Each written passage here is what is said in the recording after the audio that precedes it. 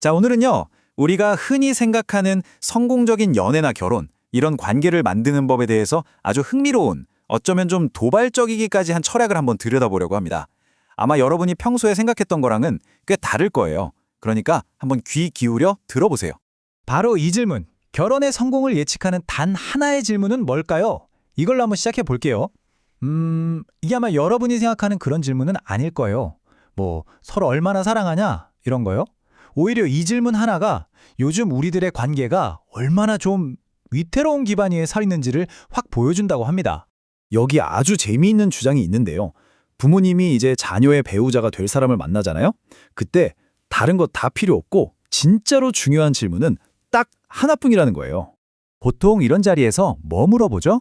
직업이 뭐냐? 집안은 어떠냐? 이런 거요. 근데 그런 건 일단 다 옆으로 치워두고요. 진짜 핵심은 완전히 다른 데 있다고 합니다. 바로 이겁니다. 당신의 이상은 무엇입니까? 당신 인생의 큰 그림은 뭔가요? 이 질문에 대한 답을 들어보면요. 그 사람의 미래, 그리고 나와 평생을 함께할 파트너로 괜찮을지 그 모든 게 다 보인다는 거죠. 아니 대체 이게 무슨 질문이길래 그럴까요? 자, 그럼 이제부터 본격적으로 한번 파고 들어가 보죠. 우리가 깨부숴야 할 첫 번째 통념, 바로 성격이 제일 중요하다. 성격만 잘 맞으면 된다는 바로 그 생각입니다. 이 개념의 핵심이 뭐냐면요. 성격과 이상을 딱 구분하는 거예요. 우리는 흔히 성격이 잘 맞아야 한다고 생각하잖아요. 근데 이 관점에서는요. 성격은 달라도 괜찮대요. 아니 오히려 다른 게 더 좋을 수도 있다는 거죠. 하지만 절대 타협하면 안 되는 게 있어요. 바로 이상입니다. 두 사람이 함께 바라보는 삶의 방향, 그 비전만큼은 반드시 같아야 한다는 겁니다. 그럼 여기서 말하는 이상이라는 게 대체 뭘까요? 이게 그냥 뭐 우리 행복하게 살자 이런 막연한 꿈이 아니에요. 그게 아니고 훨씬 더 구체적인 겁니다.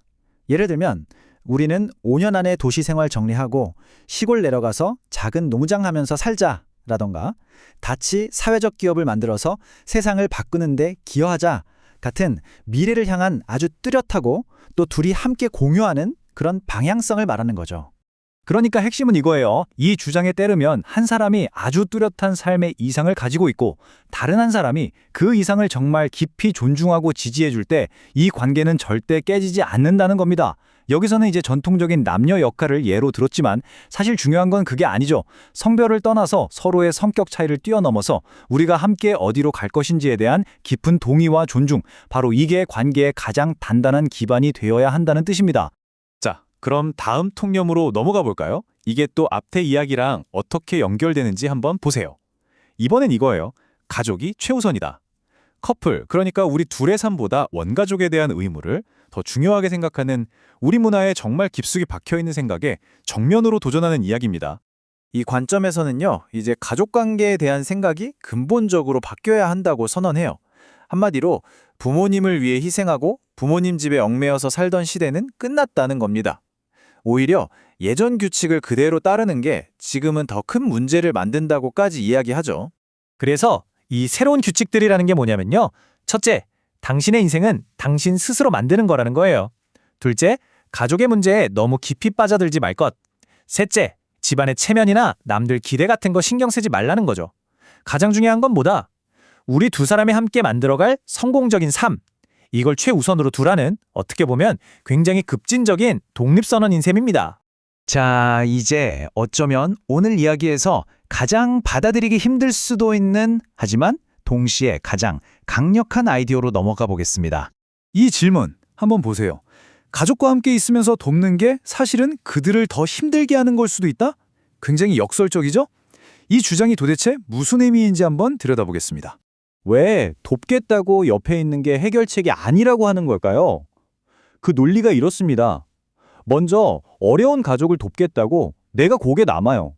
그러다 보면 내 인생도 같이 그 수렁에 빠져들게 되죠. 결국 정말 도움이 필요할 때 정작 나는 도와줄 힘이 하나도 없게 되는 거예요. 그리고 더 큰 문제는 가족은 결코 스스로 일어서는 법을 배우지 못하게 된다는 겁니다. 이게 바로 부정적인 순환이라는 거죠. 정말 뼈 때리는 말이죠. 당신은 돕고 있는 게 아니라 당신 자신의 불안감 때문에 그냥 매달리고 있는 거다. 그러니까 이게 고귀한 희생이 아니라는 거예요. 오히려 나의 불안함, 나의 두려움 때문에 그 상황을 벗어나지 못하고 있는 거라고 재정의해버리는 거죠. 그리고 여기서 더 나아가서 아주 실질적인 결과에 대해서도 이야기합니다. 이게 정말 역설적인데요.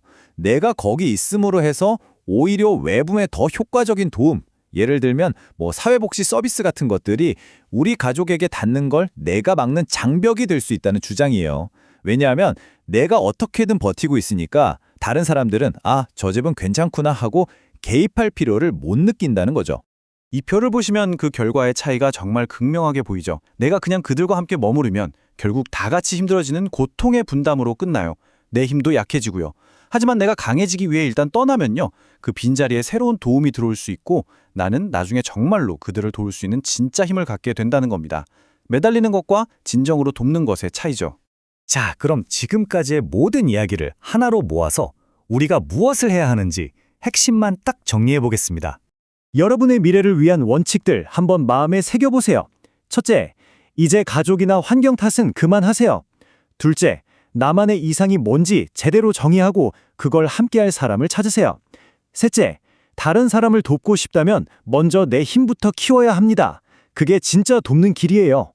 그리고 마지막으로 이런저런 드라마에 휩쓸리지 말고 오롯이 내 인생을 설계하는 데 집중하라는 겁니다. 정말 중요한 메시지죠? 자, 오늘 이야기는 이 마지막 질문으로 끝을 맺으려고 합니다. 오늘 우리가 나눴던 모든 이야기들의 바탕으로 이제 여러분 스스로에게 한번 진지하게 물어볼 시간입니다. 내가 정말로 진심으로 설계하고 싶은 내 삶은 과연 어떤 모습인가?